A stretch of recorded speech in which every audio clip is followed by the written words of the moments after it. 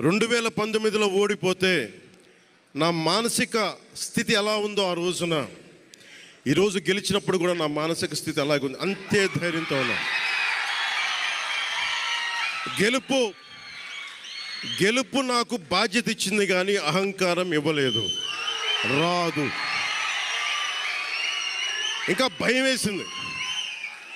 అందరూ నాకు శుభాకాంక్షలు తెలియజేస్తాం. ఇది అంటే నేను ఎందుకు ఈ విజయం జనసేన లేదంటే మన జన సైనికులు, వీర మహిళలో జనసేన నాయకులది కాదు, కేవలం వారిదే కాదు, 5 కోట్ల మంది ప్రజల ఆకాంక్షదే. మార్పు కావాలి, పాలన మారాలి. ఇవన్నీ చాలామంది, కోట్లాది మంది ప్రజల ఆకాంక్ష. ఈరోజు ప్రజలు ఇచ్చిన తీర్పు. ఇది కక్ష సాధింపుల కోసం కాదు. మనందరం, ముఖ్యంగా జనసేన పార్టీ నాయకులు కానీ, జనసేన మద్దతుదారులు కానీ, జనసేన వీర మహిళలు కానీ, జనసేన నాయకులు కానీ గుర్తుపెట్టుకోవాల్సింది, ఇది కక్ష సాధింపు సమయాలు కాదు.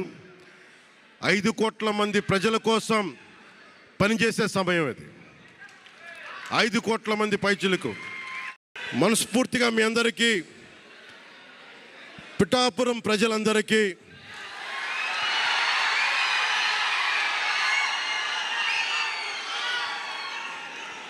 మీరు, పిఠాపురం పురజనులకి, పెద్దలకి,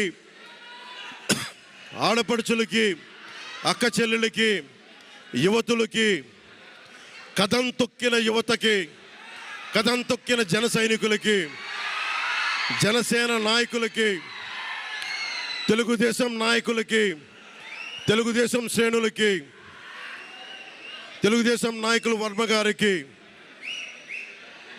వారందరికీ కూడా నా ప్రత్యేక కృతజ్ఞతలు తెలియజేసుకుంటా ఉన్నాను.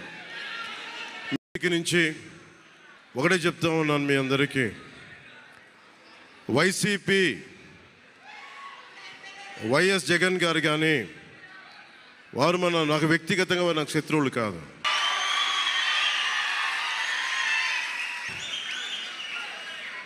ఓడిపోయారు కదా అని చెప్పి వారిని ఇబ్బంది పెట్టడానికో, హింసించడానికో ఈ విజయం కాదు. మనందరం గుర్తుపెట్టుకోవాల్సింది చాలా ముఖ్యమైనది.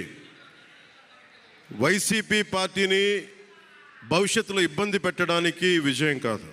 5 కోట్ల మంది ప్రజల పైన వారి భవిష్యత్తు కోసం పునాది వేయడానికి ఉన్న రోజులు ఇవి. అంతేగాని కక్ష సాధింపుల కోసం కాదు.